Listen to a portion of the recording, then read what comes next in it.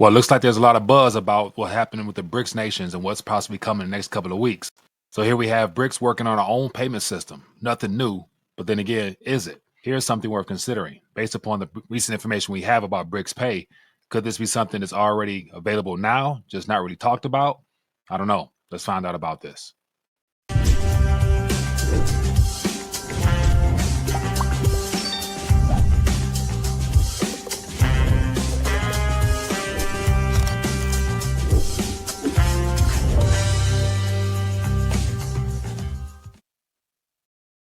All right, just looking forward to connecting, sharing my 2 cents on what's happening in the news these days. And it's going to be interesting to see how all this plays out in the days ahead, just because there's a lot of interesting stories that's unfolding right now. And looks like at this current moment, we have the BRICS, we have China, we have the current hurricane efforts and lack thereof. So definitely lots of things worth touching on. And as always, looking forward to sharing my 2 cents on what's happening. And just, of course, just getting your feedback as well. So feel free to leave some thoughts, ideas, suggestions in the comment section. Definitely would love to, follow up and share my 2 cents on some things. But as always, going to get into some good news here and take a quick glance at the markets to see how they're performing thus far. And then from there, we will just get into some headlines, man, some things I think worth paying attention to, given the current environment we're in and all the things we're facing. I hope this video finds you doing well, of course. And it's going to be a good morning, to say the least. But we're going to have some fun, man, try to make this thing work and do the best we can to try to keep people informed as to what's going on, as always. But nevertheless, I want to just jump right in and share my 2 cents on some things. But before I do that, let me just acknowledge some of my partners here to make sure that everybody who plugs in has some resources, because there's no point in talking about all the problems in the world and not being able to point people in the direction to get their questions answered, as well as get some resources in their physical hands. So jump. So as you can see on the screen here, my partners over at colonialmetals.group.com, you can actually take out a self-directed IRA where you can actually hold physical gold and silver in your own possession or at a depository not too far from you. So if you are interested in speaking with people who can help you strategize and prepare for the concerning times that we have in the future, then I want to take a minute to fill out this survey here, or you can give them a call from the link in the description as well. They'll direct you to where you got to go, what things you have to do to get plugged in. As always, there's more information here if you guys are interested in finding out more about the program here. But once again, colonialmetals.group.com/RTD, links in the description, and you can check them out there. Next, I want to encourage people to consider the idea of getting their physical weight up. And so if you guys have not, I'd encourage you, take a chance at these fractional gold notes here. Just a good way of diversifying and actually redeeming some of these paper notes here and being able to actually get your stack up. So here I have a nice little bundle myself. And so I can't buy tonnage, but I can buy some bundles of 24 karat gold notes as a wealth preservation vehicle. So if you're interested, buygoldnotes.com, links in the description. Feel free to check it out. You won't be disappointed for sure. And then last here, I want to encourage people to join the silver team and have a chance to protect and preserve yourself in silver in a fractional way as well. We can dollar cost average by automating your silver 1 ounce at a time at the bare minimum. And you can join the community of individuals that are actually putting their money where their mouth is and getting physical when it comes to actually holding something that they can rely upon, something they can trust. So if you guys are interested, join the silver team, links in the description. Good way to get involved in a program that actually helps a variety of people. And of course, on top of that, serves a good cause as well. So if you guys are interested, feel free to check that out. Okay, so let's get into some good news real quick. My way of trying to encourage and edify my fellow believers out there in reference to some things that we should pay attention to outside of all the noise and distractions happening in the world these days. Good news. So today's October 1st. The harvest is plentiful is what it's called. And this is a devotional in reference to the kingdom of God that I want to continue to remind people and to encourage people to definitely consider at this current environment we're in. But it says the harvest is plentiful. Then it says in Luke 10:2, Jesus says, the harvest truly is great, but the laborers are few. Pray, therefore, the Lord of the harvest, that he would send forth laborers into his harvest. This is a powerful reminder that God's kingdom is ready to expand, ready to grow. The harvest, representing souls that are ready to receive the message of the kingdom, is abundant. But here's the issue. there aren't enough workers, not enough laborers to bring the good news of the kingdom to those who are ripe for it. Jesus isn't just talking about the disciples here. He's talking to us. So the harvest isn't just a future event. It's here. It's now. From the moment Jesus stepped on the scene, he initiated the kingdom's expansion, fulfilling the prophecy of Isaiah 61, where the Messiah would proclaim freedom to the captives and bring good news to the poor. So what does this mean for you and me? We are the laborers. We are the ones sent out to bring people into the kingdom, and that call is urgent. Jesus commands us to pray for more laborers, but he also expects us to be those laborers as well, actively seeking, serving, and bringing the message of the kingdom to the world. So let's pray and act because the harvest is ready. The question is, are we? And so once again, just a good reminder for my people out there who needs that spiritual motivation this morning. And let's keep it moving. So I want to just take a quick glance at the markets real quick to see what we're looking at price-wise. Like to cover, the gold and silver space just to see where we're at, see if there's any short dips that we can take advantage of to get our weight up. And so as of right now, we have gold at 26.55. Then we have looks like silver at 31.56. And so definitely in the green this morning. So something's happening good for metals. Keeping it moving there. What else we got? Take a quick little glance at the crypto space and see where we're at. So it looks like Bitcoin is up at 62. And of course, it's been very volatile the last week or so. Peaked out at 63, got down to 59, it looks like. And so let me move myself out of the way so you can see what I see here. And so we will see how this all plays out because it's all subject to the liquidity that will or will not be brought into existence. And of course, based upon an article I have here, China is definitely going to boost the markets, followed by the U.S. at some point as well. Okay, so keeping it moving. Let's jump into the stories, man. And so one thing I want to touch on is the BRICS nations. They are plotting on something. And so here we got a headline: BRICS working on own payment system. Russian finance minister mentioned this was as of yesterday. And this story here, I think, tells a good it tells an interesting narrative in reference to all the things that we are being forced to focus on here in the Western Hemisphere, from the political charades that we have in DC that's coming up, and we have the hurricanes, unfortunately, that's caused a lot of damage. Then we have the migrant situation that's always going to be there. And so on the bigger scale of things, when you talk about the monetary system, which is at the bedrock or the foundation of all this, it's this type of activity here where an alternative will be presented. Not quite sure if it'll be on the 22nd, which is about 2 weeks away. But then again, they are adamant that they need their own system to basically avoid, as it says here, to bypass the politicized Western platforms. And of course, they're referring to SWIFT and just the overall banking sector in general that is denominated in USD terms. And so this is something that will definitely come to our doorstep at some point in the future, because it will impact the dollar and as well as the euro and everything else, because the nations that are going to be linked to these payment networks will not be required to utilize other currencies, maybe outside of their own, that will be somehow interconnected into this payment structure. So definitely it's something that we will be hearing about at some point in the future, but I'd rather be ahead of the curve as far as continue to just shine light on this subject matter, because in this meeting, we got a lot of key figures that will be there. And I'm assuming all the bilateral trade agreements that they're going to sign as well will not be denominated in USD terms. So therefore, that's less demand for nations to actually have the necessity of holding U.S. liabilities or reserves. So just something worth considering for my people out there.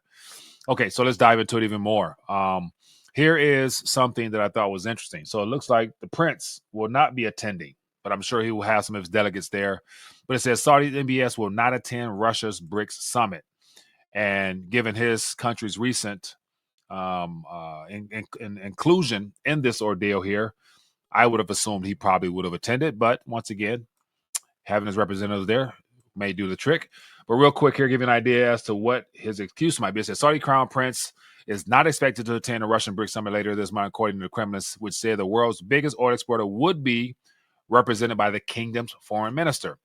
And what goes on to say, Vladimir Putin's foreign policy said that 9 of the 10 BRICS member states would send their leaders, though Saudi Arabia would send its foreign minister and to the summit in Russia, city of Kazan.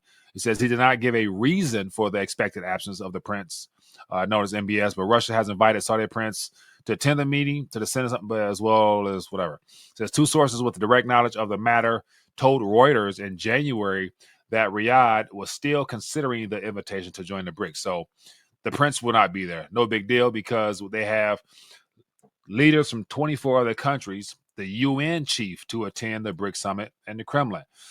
And so the leaders of the 24 countries will attend the month's BRICS summit of the Russian city of Kazan. Top Kremlin aide says the summit of emerging economies starts on October 22nd in the city of River Volga.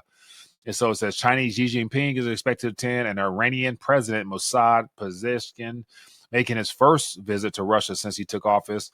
Turkish President Erdogan is to attend, and the summit in Kazan could turn into the largest scale foreign policy event that has ever been held in the country. And so once again, the largest scale foreign policy event to be held in Russia. And it's good to say that this more than likely they're not going to be wasting people's time. I can imagine this large scale event reflecting some type of announcement of some kind, and that will either probably send a shockwave through the monetary system. And my suspicion is that the price of gold and perhaps silver will probably respond to whatever news that comes out of that event on the 22nd. So we'll have to, I guess, pay attention to it, but give you an idea a little bit of what could be expected. Let me just dive into this article from RT a little bit more, just to highlight some of the key points here to try to further elaborate on how significant this could be to the monetary system. So real quick here, let me zoom in so I can see more. Okay, so here we have just the headline here. A lot of little interesting nuggets throughout this, but I'll skim through as fast as I can. It says the BRICS countries are working to create their own international payment system as platforms which operate using Western infrastructure are becoming increasingly politicized. It says the unprecedented sanctions against Russia, against Moscow, spearheaded by the U.S., has forced Russia and other members of the geopolitical bloc to look for ways to pursue trade despite the restrictions. It says the new cross-border payment infrastructure will be based on new technologies and will enable faster, cheaper foreign trade transactions that are free from external interference. Then it says here, quote, our task is to create our own independent system, given the largely political decisions of the West. And so here we have just more of what can be expected. Their own system minus the Western influence. And that will be somewhat of a systemic shock, I believe, to the system. So it says, according to 𝗙𝗢𝗟𝗟𝗢𝗪, the BRICS countries will continue to reduce the share of U.S. dollar in mutual settlements in favor of national currencies and also introduce digital financial assets in the future. Digital financial assets in the future. And so we're going to have CBDCs, real world tokenized assets, which will, of course, be minerals, oil, gas, silver, all types of real world wealth that will be tokenized on some type of payment blockchain network. So that's just something that I'm sure they're going to be more than happy to announce.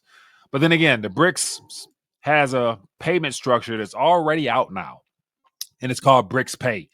And so this BRICS Pay here is something it's relatively older, but it's a decentralized multi-currency digital international payment system. So this has been out for quite some time now. It was first launched in 2018 by the BRICS Business Council. And so it is already operational. And here's a little short video just highlighting some of the details of being able to tap and pay. And as you can see here, just from this demonstration, if I zoom in, you can see how this BRICS Pay is on his iPhone here. And he's already able to do some transactions utilizing the network that they have operational. And so the question is what they're going to introduce, anything new other than what might already been in test run since 2018-ish. But then again, they're just adding more nations in now. So we will see. But this whole tap and pay service, more digital, so from the screenshot here, let me go back here. Some things that stood out here. You can see they have the Union Pay, which is a Chinese version of credit card system. Then you have RuPay, which is the Russian Pay. You have Alipay and CeeLo. So these are all their banking service networks that are already connected to this particular app here. And so this app here is also available to citizens in Iran and more than likely China as well. So once again, we'll have to see how this plays out. But alternatives is what it's all about now in this current age, given all the chaos we're experiencing. So we'll have to wait and see how it pays out. So that's just one thing to pay attention to. And on the next story, a very important story, we have what's happening with the stock situation based upon the deflationary events that's happening in China. So stocks trade sideways, awaiting China stimulus moves. And so since China has been juicing the markets over the last, 2 weeks now, have put a lot of froth and back into their stock markets there. But then again, it's not enough. And so they had some initial surges, but not enough to be something to bank upon. And for the most part, it's not sustainable. So as of right now, there's a lot of expectation for more to hit the market. So I'll give you an idea. It says global stocks traded sideways as of Friday. Investors held back from placing more bets ahead of a much anticipated update on fiscal stimulus from Beijing this weekend. And so literally, as of this weekend, speculators, like this is no longer even considered investing when you're literally looking to get involved in different sectors within the stock market because you're anticipating the government stepping in to provide liquidity. That is a modern day form of gambling because if there's no stimulus, there's no price appreciation of any of these stocks here. Therefore, people will probably be pulling out. So it's going to put more pressure on the Chinese government to have to get in to provide some liquidity. But it says the global index is near record highs after a burst of late summer volatility sparked by fears of U.S. recession was eased by the Federal Reserve cuts. So the first round of U.S. easing opened up the door for China to bring in monetary support measures without creating extra pressure on the weakened renminbi. And so we'll see. Next one here, China central banks launches swap facility to boost the stock market. So here we have monetary malfeasance where the central bank is stepping in, providing liquidity via swaps so that people can speculate in a very risky stock market. It says China central bank is moving ahead with 500 billion yuan swap facility to let securities, fund, and insurance firms get liquid assets for their stock purchases. The establishment of the roughly 70.6 billion facility is part of a broader stimulus package introduced late last month by the PBOC. And so at a press conference detailing the stimulus package, Pan said that the swap facility would significantly enhance these institutions' ability to raise funds and increase stock holdings. So literally, the PBOC, the Bank of China, is creating swap line, ultimately creating currency in exchange for some assets for the sole purpose of juicing the stock market there because they are in such dire straits with the deflationary pressure they're experiencing as the debt bubble internally explodes there from all the issues they face, commercial real estate. What else we got there? We have just overall consumption is down in general. Savers are saving more. And so what's happened in China could definitely cause a ripple effect that would be very problematic for the Western forces. So therefore, the U.S. will definitely have to follow suit, just like Europe, because they're all in the same boat. Too much debt needs to be sustained by more currency creation. That is the ultimate recipe for the diminishing of purchasing power. And, a story I want to touch on that is very crucial happens to be this immigration crisis that we're facing here in the U.S. And so here, this story is something that's definitely interesting. New York City seeks 14,000 hotel rooms for migrants through 2025, with each one costing $352 per night. Could you imagine all the issues we face in this country on taxpayer funds? That's how far gone the city of New York is and the state in general. But then again, if I was a New York resident, I would be beyond pissed if the city was spending funds on people who have no business being in the city. nevertheless, in this country, the way that they have been allowed in here. And so I'll give you a little bit of what's going on in this article here. It says, a beleaguered New York City Mayor Eric Adams has been told to get a grip as the bill for housing the city immigrants soars towards $2.3 billion. City Hall is warning that 14,000 hotel rooms will be needed until at least the end of next year, when the total cost provided for the new arrivals will reach a staggering $5.76 billion. So once again, how is it and why is it the city of New York's responsibility to take care of these foreigners? Like, why have they owned the responsibility to do that? Those are some things that I will be questioning if I was a resident of New York. Rather than not sending them somewhere outside of their state to lessen the burden on the people and the taxpayers there, they decided to own this problem. So that's another woke state that's going broke as a result of the foolishness happening within our political system. This is a reflection of the political chaos that the powers that be are calling, democracy at this current moment. But more than 200,000 migrants have arrived in the city since the start of 2022. Many bused north by GOP governors determined to make Democrat cities share the burden of the crisis on the southern border. It says more than 150 hotels are still being used to house the influx at an average cost of $352 per night. The taxpayers can't pay for this indefinitely. Nicole Gillinis, Manhattan Institute, told the New York Press, says we should stop using hotels as shelters by the end of the year. And so I would recommend stop using hotels as shelters like right away and send them back to where they came from, outside of them being here for a purpose, of course. And the Democratic Party, as well as the Republicans, know exactly why that is. But this is just some things concerning. And then you factor in, we have Harris on how she differ from Biden on the border. This is out of Breitbart. And so once again, I don't think she has a actual policy that she herself stands on that goes against what has already been, just because I don't really find her to be too sincere or competent when it comes to actually being a quote unquote leader of any kind. But then again, for the headline's sake and her running for president now, I guess she has to come out with all types of stuff. But she says, I have a record, will push path to citizenship for hardworking people.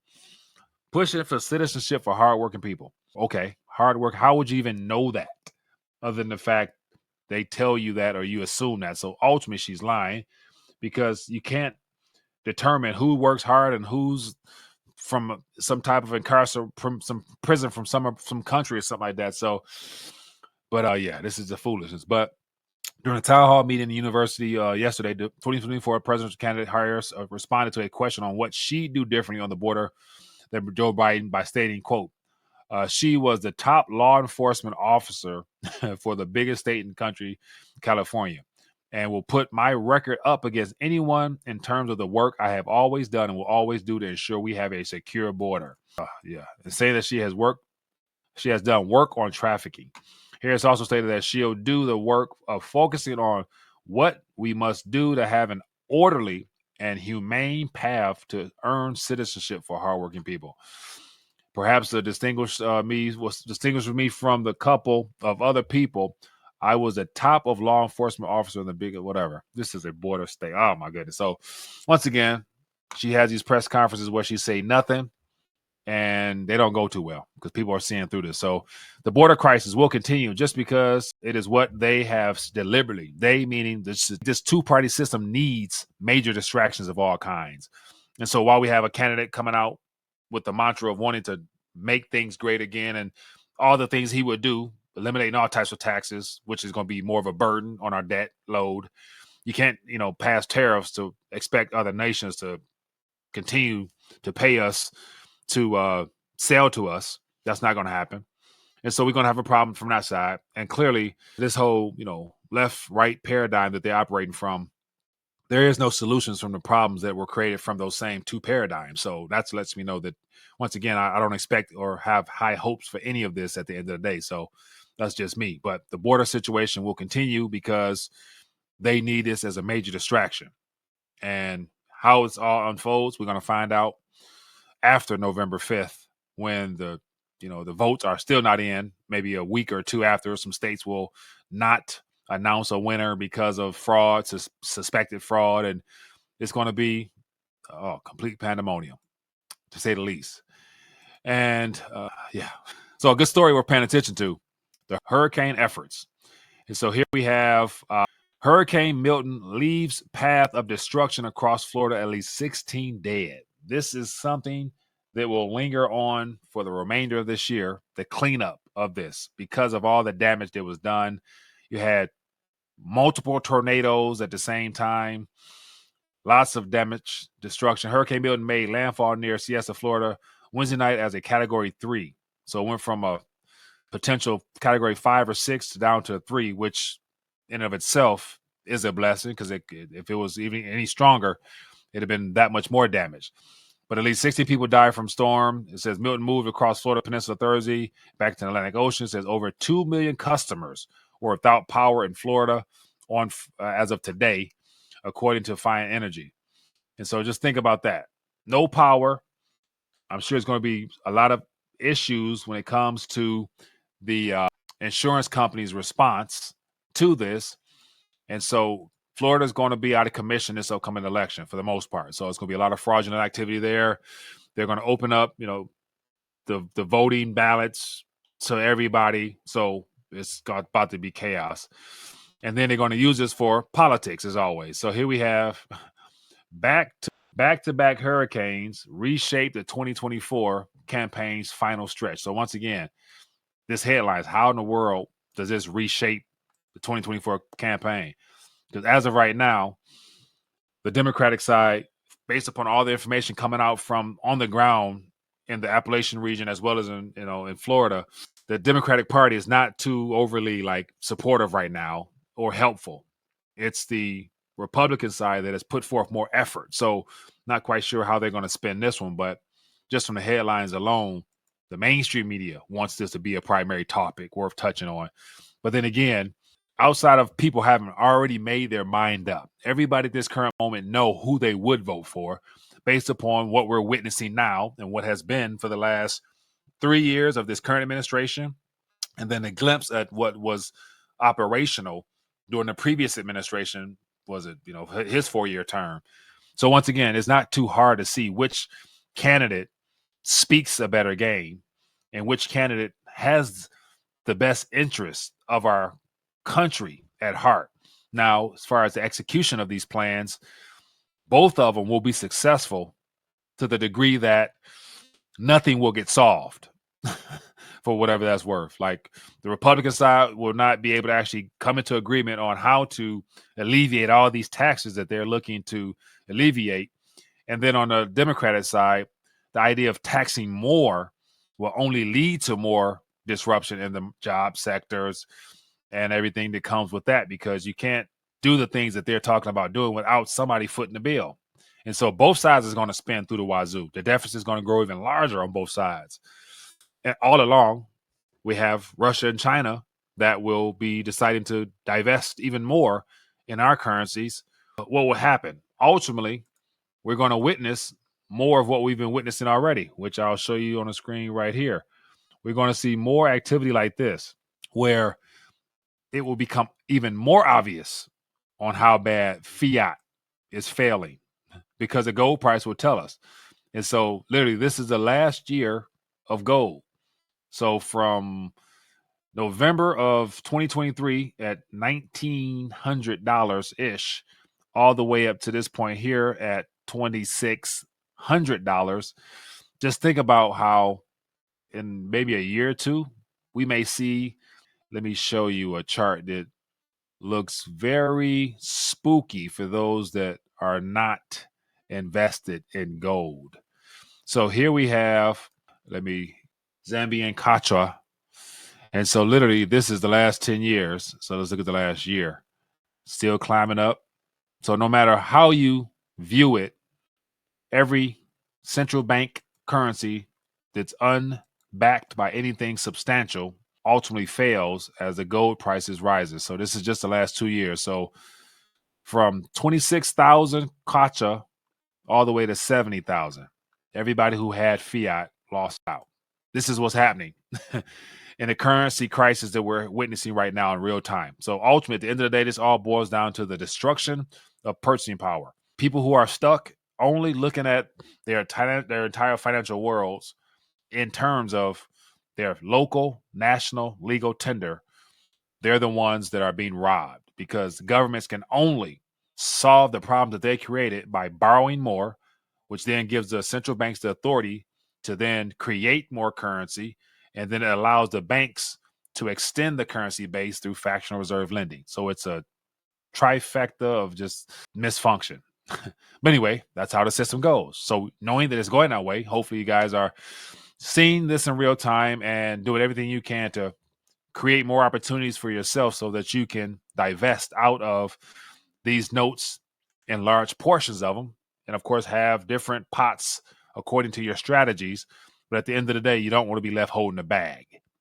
So that's kind of how it goes. But anyway, just share with you some things that's worth paying attention to. These are some stories that are definitely something that we will hear more about. So between the BRICS, the Chinese stimulus package, the immigration crisis, and this hurricane relief being politicized, those are just 4 areas that will definitely be problematic for the remainder of this month, plus some. So anyway, hope all is well. Feel free to leave some thoughts, ideas, and comments. But other than that, be blessed, be safe. See you guys later. Peace.